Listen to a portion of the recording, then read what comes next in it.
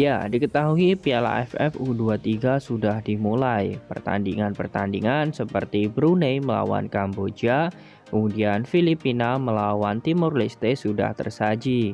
Namun kabar baru bahwa Mayor Jenderal Kif Samet selaku Presiden AFF mengirimkan surat kembali ke PSSI untuk segera mengirimkan perwakilannya ke Piala AFF U23 ini. Bahkan Mayor Jenderal Kif Samet selaku Ketua Piala AFF atau Presiden Piala AFF menyayangkan sekali mundurnya Timnas Indonesia U23 dari ajang Piala AFF U23 yang diselenggarakan di Kamboja ini. Ia berharap Timnas Indonesia U23 ambil bagian di ajang 2 tahunan tersebut, tapi sayangnya gagal terrealisasi. Kabar buruk menimpa pecinta sepak bola Indonesia memang. Pada pagi Jumat saat itu PSSI mengumumkan skuad Garuda Muda mundur di Piala AFF U23 2022. Alasan Timnas Indonesia mundur karena ada 7 pemain yang positif COVID-19. Selain itu ada juga 4 pemain yang terindikasi COVID-19 dan 3 pemain lain cedera. Tahu sekuatnya compang-camping, pelatih Timnas Indonesia pun mengatakan bahwa persiapan kali ini memang sangat buruk. Hal ini banyak sekali pemain yang dipanggil Timnas tapi tetap saja membela klub dan juga banyak sekali pemain Timnas yang terkena COVID-19.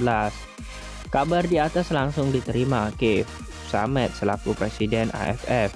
Ia meminta kepada Ketua PSSI Muhammad Iriawan untuk tetap memberangkatkan Timnas Indonesia karena Timnas Indonesia adalah juara bertahan dan juga diunggulkan dalam turnamen kali ini berkat penampilan bagusnya di Piala AFF Senior dan banyak pemain muda yang di AFF Senior kemarin diturunkan di Piala AFF U23 ini namun gagal.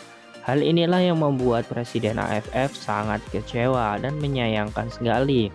Namun di sisi lain, faktor kesehatan dan keselamatan pemain itu lebih utama.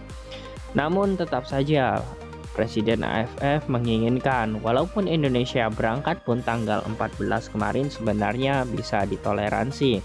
Namun tetap saja Indonesia belum bisa mengirimkan karena banyak sekali pemain-pemain yang belum siap untuk tampil di Piala AFF U23 ini karena faktor keadaan.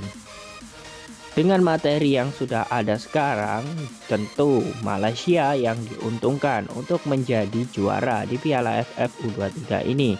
Pasalnya, Vietnam dan juga Thailand mengirimkan U19 di ajang ini.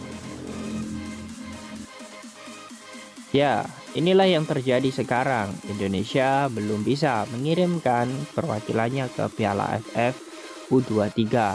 Lantas bagaimana menurut kalian tentang situasi ini?